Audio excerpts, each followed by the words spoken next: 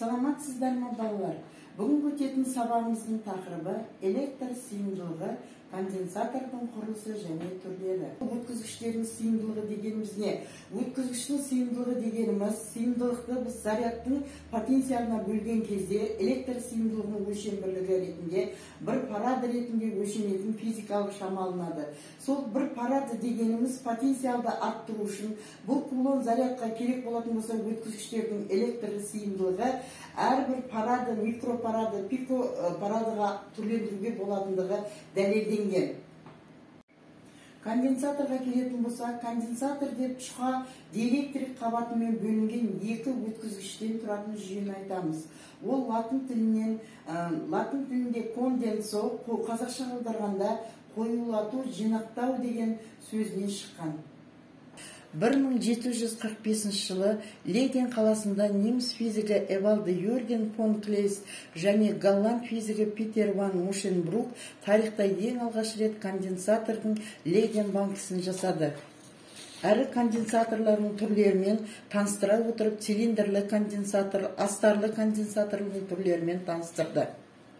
Конденсатор тең әр аттас зарядтармен зарядталған екі өткізгіштен тұрады.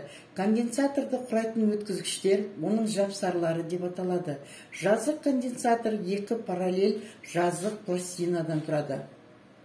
Конденсаторды схемада біз мына түрде белгілейміз. Тізбекте белгіленуін біз мынада көрсетіп отырмыз. Конденсатордың негізгі сыйымдылығы ол электр сыйымдылығы болып табылады.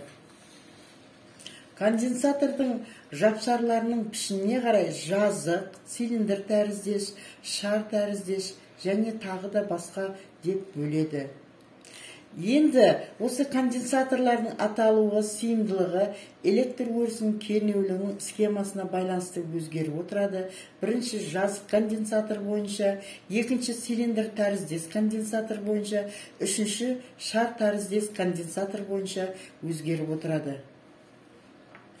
Конденсатордың жалғануы бұл да электр өткізгіштегідей тізбектей жалғану және параллель жалғану болып екіге бөлінеді.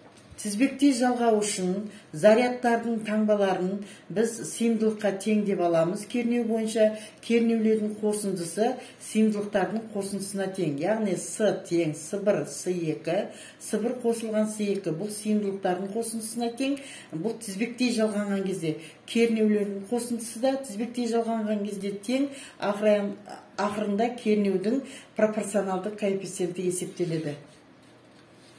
Параллель жалғанған кезде де зарядтардың таңбалары бір-бірінің қосындысына тең болады, сыйымдылықтары да бір-бірінің қосындысына тең болады. Яғни сыйымдылықтар С тең С1 плюс С2, немесе С тең С1 плюс С2 Сн, яғни тізбекте тұйықталады параллель жалғанған кезде.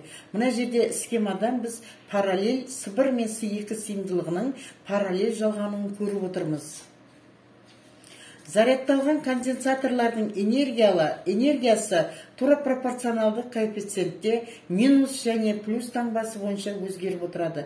Бұнда пропорционалдық коэффициент бойынша зарядтың квадраты екі сыйымдылыққа тең. Яғни бұнда екі сыйымдылыққа тең болғанда жалпы потенциялық энергиясы электр өткізгіштігіндегі өтімділігінің E квадратының жартысына тең болады. Ал енді балалар, конденсаторлар қай жерде қолданады? Конденсаторлар катушка мен резистормен бірге жиекке тәуелді әртүрлі тізбек құрастыру үшін қолданады. Бірінші тербелмелі контур кері байланыс тізбегі бойынша. Екінші конденсаторды жылдам разрядтау кезінде үлкен қуатты импульс алуға болады. Фотожарқыл, импульстық лазерде. Конденсатор электр зарядын көпке дейін сақтайтын болғандықтан электр энергияны сақтаушы құрал ретінде қолданылады. Мысалы, аккумуляторда, өндірістік электротехникада реактивті қуатты толықтыру үшін қолданылады. Конденсаторлар көп заряд жинақтай алатындықтан жапсарларында кернеу үлкен болады, оны зарядталған бөлшекті үдету үшін қолданады.